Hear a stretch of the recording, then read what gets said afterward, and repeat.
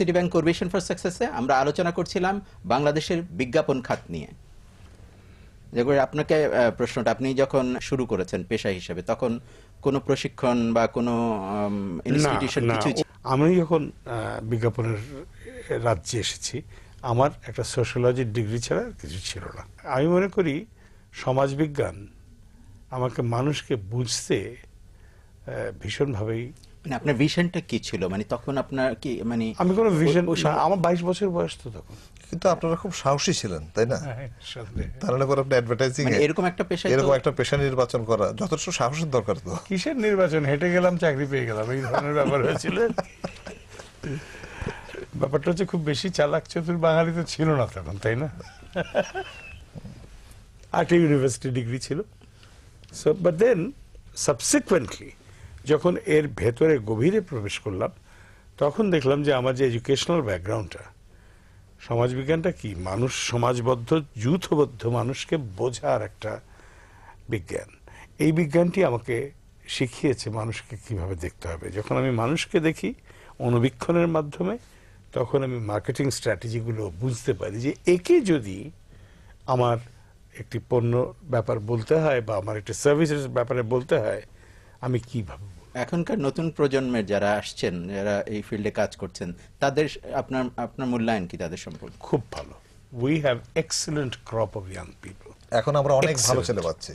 এবং আমি বলতে পারি অ্যাজ অ্যান এন্টারপ্রেনার যে আজকাল আমাদের কম্পোনেন্ট কোম্পানিগুলো এদের হাতে ছেড়ে দিয়ে নিশ্চিন্তে আছি আমরা। আমাদের অন্য দেশের তুলনায় আমাদের এই খাতের উদ্যোক্তারা কতটা দক্ষ, কতটা ভিশনারি, সেটা এখন কিন্তু ব্যবধান খুবই কম। ব্যবধান মানে মেধার দিক থেকে কিছুই নেই। বিশ্বায়নের প্রক্রিয়া হচ্ছে, এই প্রক্রিয়ায় যদি আমরা চাই লিডারশিপটা আমাদের হাতে চলে আসবে।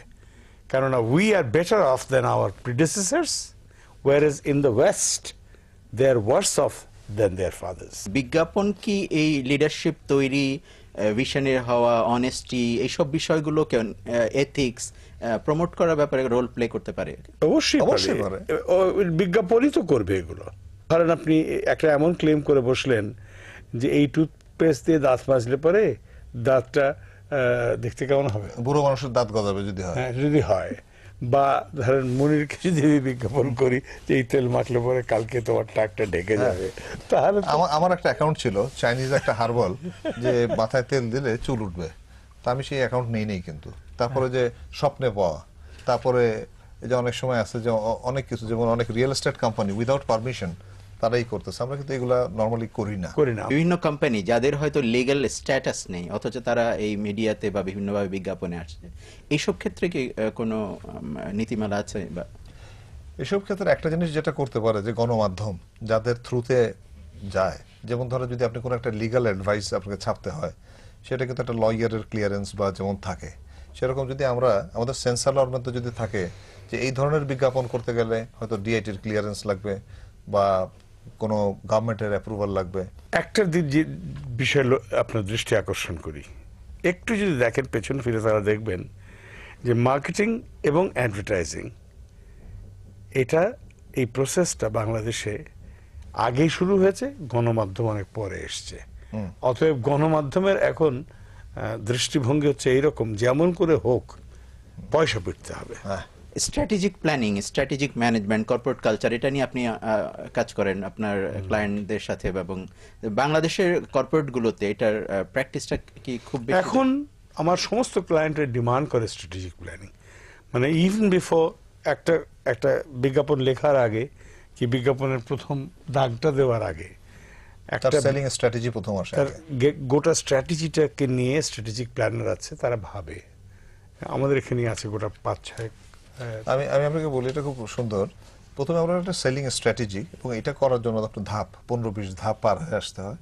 তারপরে তার একটা ক্রিয়েটিভ স্ট্র্যাটেজি থাকে, তারপরে ক্রিয়েটিভ স্ট্র্যাটেজির পরে তারপরে ধরুন কপি স্ট্র্যাটেজিতে বা ভিজুয়াল স্ট্র্যাটেজিতে আমরা যাই। তার আগেও কিন্তু এর সাথে রিসার্চ থাকে। রিসার্চের মধ্যে দুই রকম, একটা প্রাইমারি আর একটা সেকেন্ডারি থাকে। তো এই সমস্ত জিনিসের আসলে অ্যাডভার্টাইজিং কে প্রথমে আমরা মনে করি যে একটা কম্পিউটার একটা ল্যাপটপ থাকলো, একটা ডিজাইন করলাম আর মার্কেটে দিলাম। কিন্তু সত্যিকার বলতে গেলে জাকির ভাইয়ের এখানে প্রায় 150 লোক কাজ করে, আমাদের এখানে 150 লোক কাজ করে। কিন্তু ঘটনা হচ্ছে তারপরে আমার কাছে মনে হয় যে আরো কিছু লোকের দরকার ছিল, যোগ্য লোকের। তো সেই ক্ষেত্রে আমরা আবার ফিরবো আলোচনায় একটু বিজ্ঞাপন বিরতির পর।